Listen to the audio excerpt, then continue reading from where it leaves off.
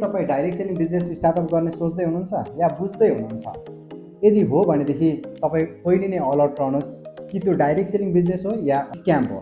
यदि त्यो साँच्चीकै डाइरेक्ट सेलिङ बिजनेस तपाईँ यदि गर्ने सोच्दै हुनुहुन्छ भनेदेखि तपाईँले विभिन्न कुराहरूमा ध्यान दिन जरुरत छ। Number 1, company. के त्यो कम्पनी नेपाल सरकारमा अथवा तपाईँ जुन इन्डस्ट्रीमा अथवा जुन कन्ट्रीमा तपाईँ काम गर्न खोज्दै हुनुहुन्छ त्यो कन्ट्रीमा त्यो कम्पनी एप्रुभल छ त?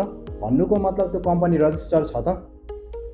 बा त्यो कम्पनीमा काम गर्ने व्यक्तिले तपाईँलाई छिटो छिटो पैसा कमाउने आश्वासन अथवा बाचा गरिरहनु भएको छ? बाँच्नुहोस्, बा पिरामिड स्क्याम पो छ कि त्यो? पहिले यो कुरा तपाईँले कम्पनी चिन्न जरुरत छ। दोस्रो नम्बरमा भनेको त्यो कम्पनीको प्रोडक्ट कस्तो छ त? त्यो कम्पनीको प्रोडक्ट मार्केटमा रिटेल गर्नलाई सकिन्छ त? अथवा मार्केटमा आवश्यकता परेको प्रोडक्ट अथवा त्यो प्रोडक्ट एकदमै भ्यालुएबल छ त? र धेरैजना व्यक्तिको रिजल्ट निकालेको छ कि छैन त? त्यो कुरा हेर्नलाई तपाईँले बुझ्न एकदमै जरुरत छ। नम्बर 3 भनेको त्यो कम्पनीको कम्पोजिसन प्लान, त्यहाँबाट कसरी इन्कम जेनेरेट हुन्छ त तपाईँ र मलाई? त्यहाँबाट कतिको तपाईँलाई मैले अर्निङ गर्न सक्छौँ अथवा त्यो ठिक छ कि छैन त? बुझे अनुसारको त्यहाँबाट इन्कम तपाईँले कमाउन सक्नुहुन्छ कि हुँदैन?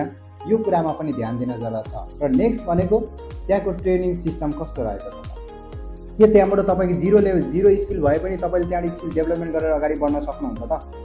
हो, यो सबै कुरा तपाईँको त्यो बुझिरहेको कम्पनी र तपाईँले गर्नु लागिरहेको इन्डस्ट्रीमा छ भनेदेखि यस तपाईँ स्टार्टअप गर्न सक्नुहुन्छ।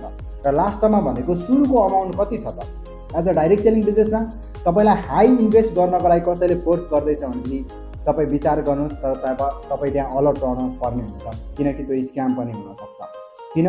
डाइरेक्ट सेलिङ बिजनेसमा भनेको तपाईँलाई इच्छा अनुसारको तपाईँले प्रोडक्ट किनेर तपाईँले अगाडि बढाउने एउटा बिजनेस हो, जहाँ चाहिँ कुनै पनि जिरो रिस्कमा स्टार्टअप गर्ने इन्डस्ट्री हो।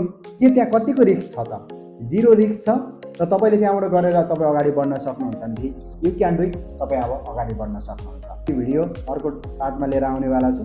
थ्याङ्क यू सो मच भन्न चाहन्छु।